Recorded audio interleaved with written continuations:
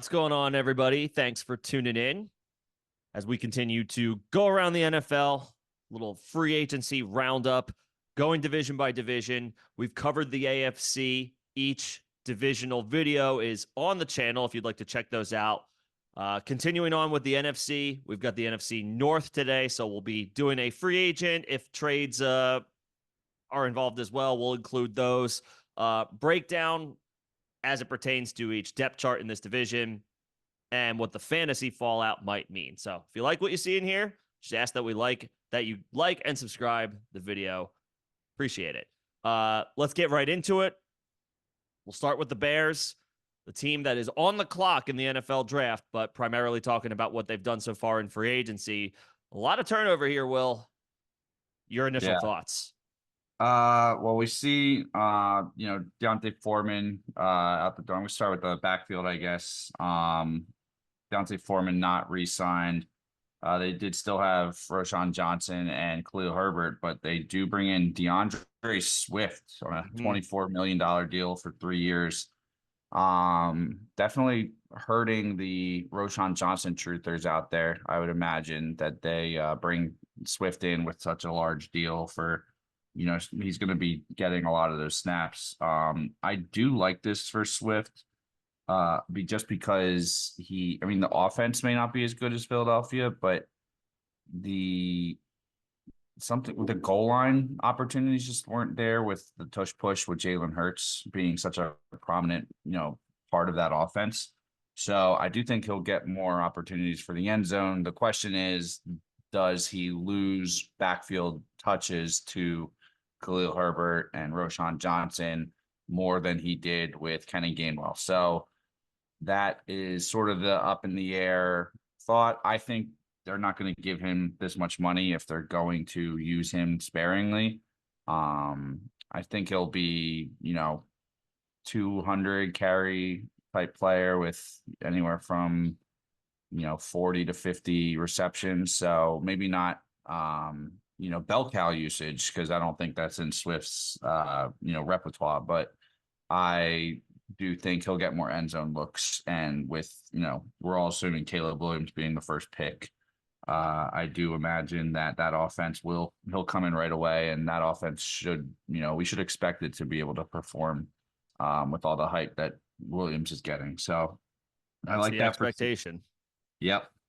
I like that for Swift. And then the other big move I'd say was the trade for Keenan Allen, which I think we were all a little bit surprised to see, but it made sense given the Chargers cap situation. We sort of discussed that in their divisions, breakdown. But going out Chicago, Ryan Poles are just getting, the offense and the team really ready for Caleb Williams and getting everything he would need to possibly succeed. So for Keenan Allen's draft stock, I think he takes a dip. We're seeing him drafted 41 overall, ADP on underdogs, so middle of the fourth round. A little more than I'd want to be spending for him, just because Keenan Allen talent-wise is incredible, but he's going to be splitting touches with DJ Moore. You do have Cole Kmet. They brought in Gerald Everett this offseason. So there are a good bit of pass catching weapons on that team. Just making sure I'm not missing anyone else of note. I don't think Swift I and am. Herbert both can Yeah, catch the ball out of the backfield, and then of course, how successful is Caleb Williams at distributing the ball as a rookie? exactly. And again, we all expect him to do very well, but how quickly does that happen? The CJ Stroud type rookie seasons are more rare than expected, even for a guy that is touted so highly. But yeah, I'd say I overall I like it for Swift. I'm less so on it for Keenan Allen and DJ Moore. How he's affected. I think he'll probably stay. He had a really good season last year, but he wasn't competing for targets very much. So I kind of curious if he takes a bit of a dip as well. And I'm sure people, we're seeing him go at 80 ADP of 21, which is crazy to me that he's actually going that much 20 spots higher than Keenan Allen. I don't know. What are your thoughts? It's sort of interesting to me that the receivers are going that high. Yeah, on the back of 90s, almost 100 catches for DJ Moore, 1,300 yards, 8 touchdowns, mammoth campaign. Um, Probably tough to replicate those numbers with Keenan Allen until I don't necessarily know that it's tough to replicate those numbers with Caleb Williams in instead of Justin Fields, but yeah, like you said, Keenan Allen is going to command targets in a way that the ancillary weapons for Chicago last year just couldn't and didn't. Right. So there's more there's more options in this offense now. Yeah. So 21 might be a little rich for me for DJ Moore. And yeah, I guess while it shakes out, I don't know that I want to buy Keenan Allen at 41. But I might actually, if I have to pick between the two of them, I might actually prefer Allen for the value. A little bit less of a hit if it doesn't work out, as opposed to if you take the dip and a top 20 pick on Moore and that doesn't work out, you know. I agree on Swift, an ADP of 90. Feels a little low for him. That's what it currently is. The drafters feel like he's going to be the guy. Roshan has an ADP of 165. Khalil Herbert's got an ADP of 177. So while Swift's ADP is low, you're talking 70, 80 spots higher than the other guys he's sharing the backfield with. So money talks. You would think that that means production or opportunities are coming for Swift. Maybe it's, say, a 60 to 65% clip as far as the backfield touches, backfield breakdown. Yep. So I like that spot for Swift, actually, more so than like the value of the other guys mentioned. Yeah, there's a lot of pieces, a lot of things that the Bears did to overhaul this offense and free agency to set Caleb Williams up. As a Got to be the most intriguing unknown offense in the NFL right now. Yeah, I'd say it's up there. Atlanta's going to be intriguing because it's a new quarterback, and we're going to see all these weapons that, and we'll get to them obviously with the South, but the Chicago's certainly up there. Are you, as a Gerald Everett truther, are you excited for this? No, I mean, Komet has proven himself Yeah. officially. He is, he commanded 91 targets last year. Again, he was the second option in the receiving game. Right. So he dips to third now with a healthy Keenan Allen.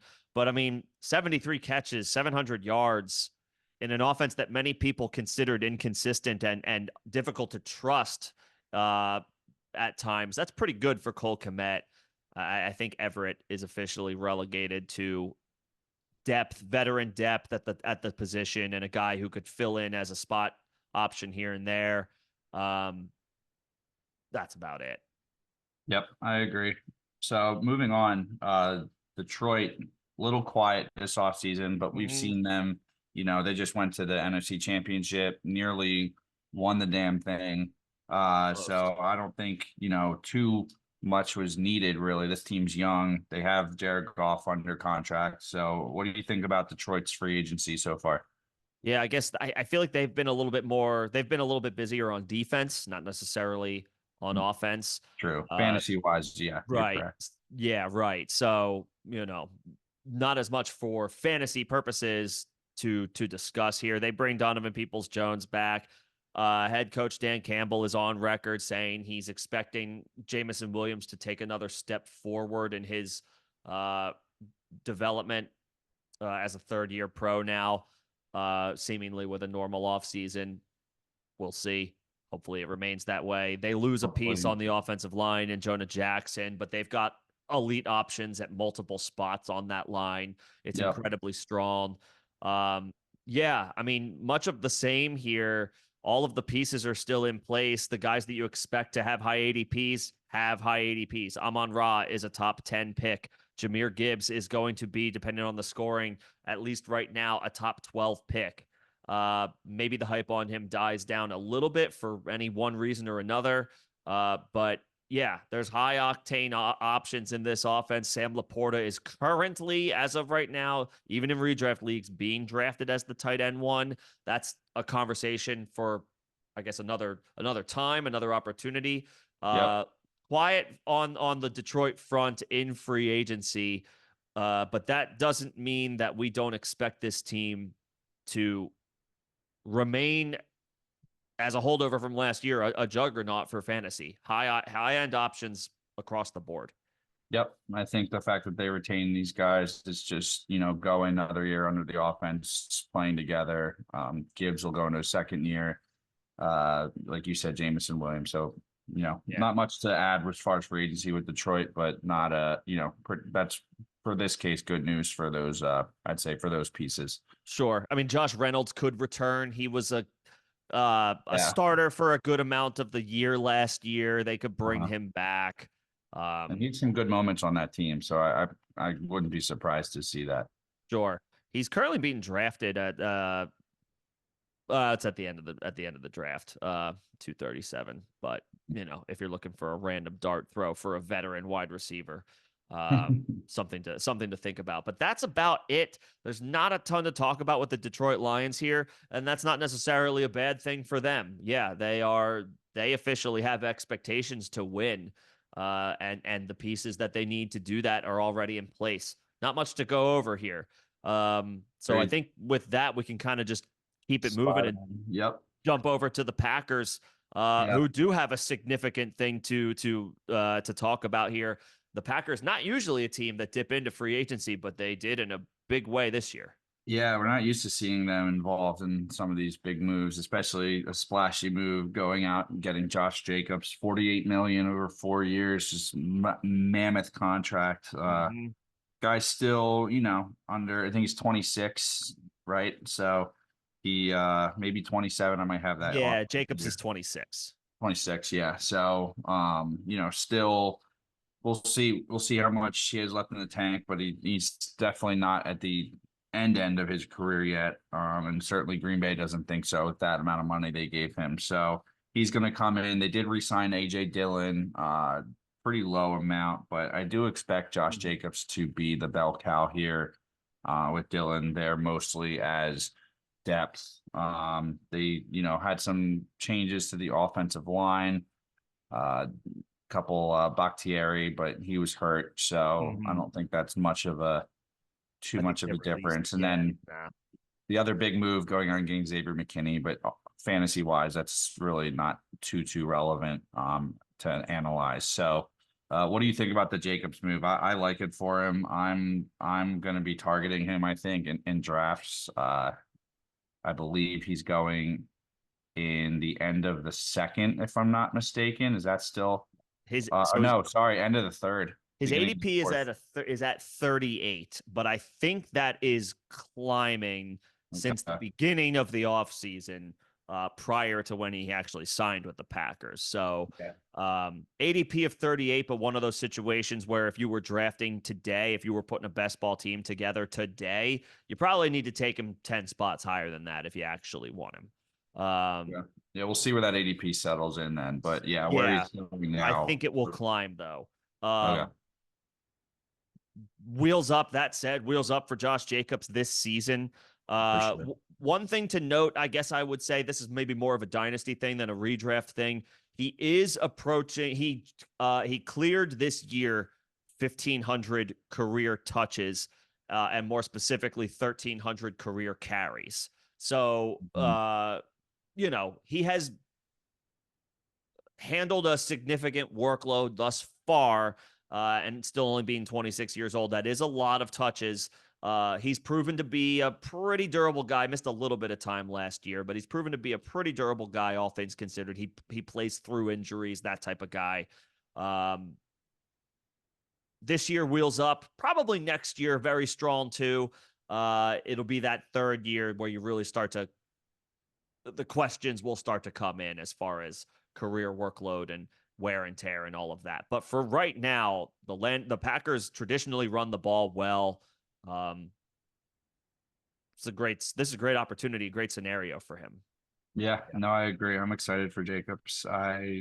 I'm hoping he doesn't climb too much because I would love to, look at getting him at that spot. So even if pick 35, if you can even get him in the third round at any point, high third round, I'm happy to do that. I really am. Like getting him as the RB10 at the moment. I think he's got RB5 or 6 upside. For sure. Moving on from Green Bay, I think that's pretty much everything free agency wise with them. That's the major thing for them on offense. Another team Yep. that, they were ahead of schedule last year, going to take another step forward this year. Absolutely. Minnesota, however, seem to they're switching it up pretty big. Yeah. Obviously a big loss and some other, individual gets by them. What's your thought on Minnesota so far or moving to this year?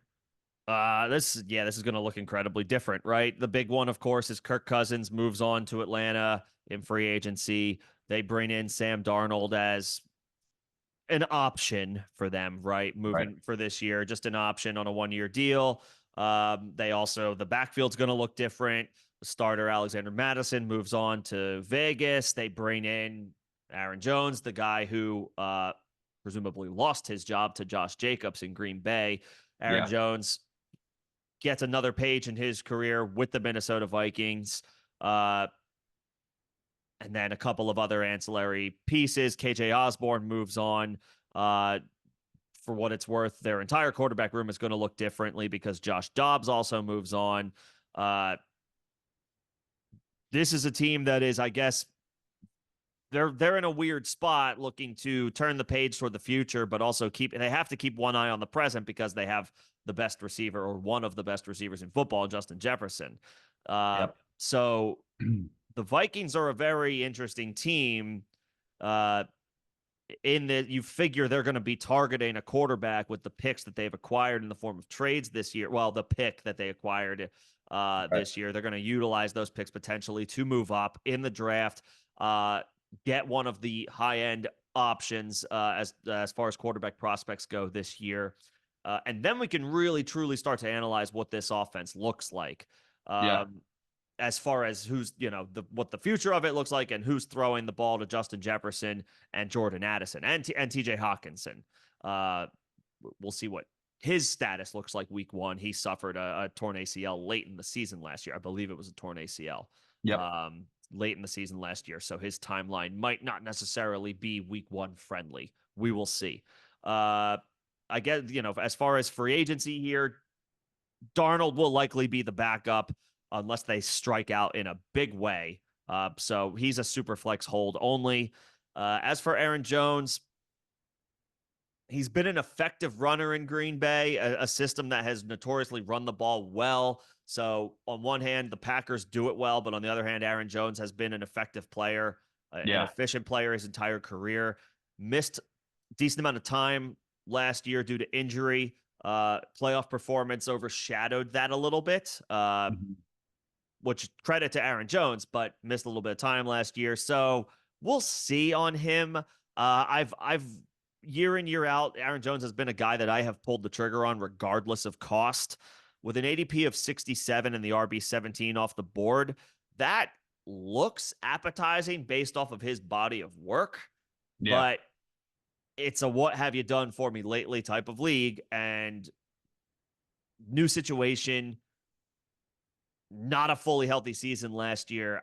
Right. I don't necessarily know that I'm firing on Aaron Jones, especially given the fact that we're probably looking at a downtick in quarterback play compared to what he has been accustomed to in Green Bay. Yep, exactly. Again, the talent's there. Unsure of the quarterback situation. I think the QB situation too with Justin Jefferson. I don't know. I mean, I might be looking at one of the other top receivers. I think I'd take Tyreek for sure, CeeDee Lamb for sure, over him. Jamar Chase probably, yeah. And then I don't know. I mean, I just high volatility with what possible outcomes could be based on that rookie quarterback play, which generally doesn't result in good wide receiver numbers. Because how often do we see a top receiver, a top receiver do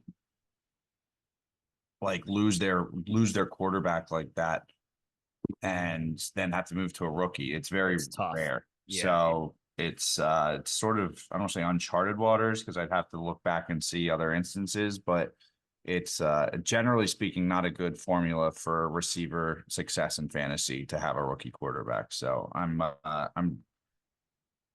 going in with trepidations on the Minnesota pass catchers because of that. Yep. A lot of uncertainty here as they turn the page toward the future. Probably the team that we feel the diciest about in this division. I think that's fair to say. Yeah. So they're probably currently I think everybody in that offense can kind of be a fade at cost until we know more. I think that does it for the NFC North, unless there are any final thoughts on any of the 4 teams that we covered. If not, we will continue our free agency roundup as we continue to move through the NFC. So be sure to tune in. Stay tuned with us and appreciate you guys listening. Thanks, everybody. Thanks, guys.